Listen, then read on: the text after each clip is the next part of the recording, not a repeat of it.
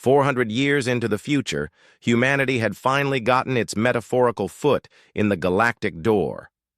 Sure, they were still considered the weird cousin of the interstellar community, too emotional, too impulsive, and far too enthusiastic about fermented beverages.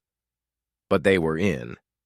And that meant, for the first time in their short cosmic history, humans were invited to the grand interstellar hide-and-seek tournament. Held once every millennium, this wasn't some backyard Earth game.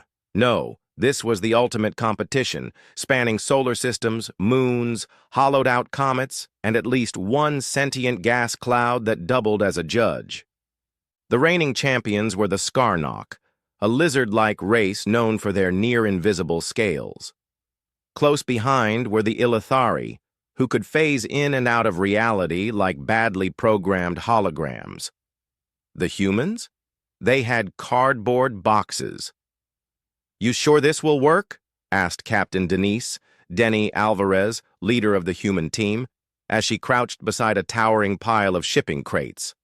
"Absolutely," replied their logistics expert, Tony Cargo King McMillan, as he carefully slapped a label on the final crate. It read in bold, terrifying letters, "Galactic Tax Audit Materials do not open without subpoena." The idea was simple. Humans couldn't out-cloak the Ilithari, and they sure as asteroid snot couldn't phase like the Skarnok, but they could tap into the one fear that united the galaxy: bureaucracy. The hiding phase began. Across the galaxy, contestants blinked out of visible light, phased through wormholes, and merged with dark matter. The humans? They rolled themselves into shipping containers filled with shredded paper, old spreadsheets, and the faint scent of printer toner. One alien scout approached a crate. "What's this?" it buzzed in Zarlanese. "Oh dear," replied its companion, backing away. "Audit materials. They'll trace you just for looking at it." The scout flinched. "I'm not even touching it. Look, my appendages are nowhere near it." "Good. Let's go."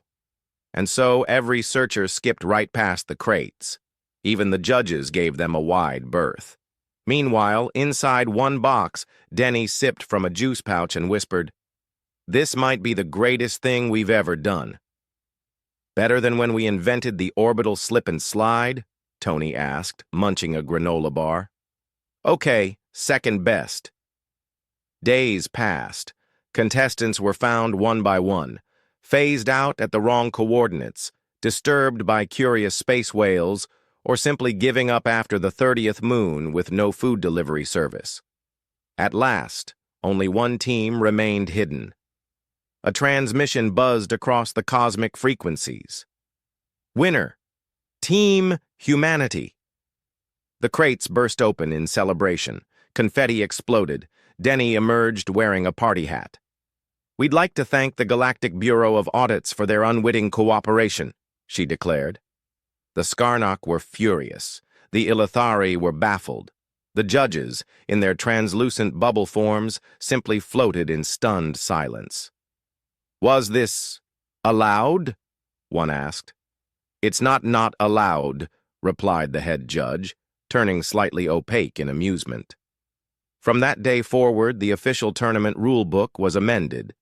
Page 847, Section C. No hiding in tax audit materials.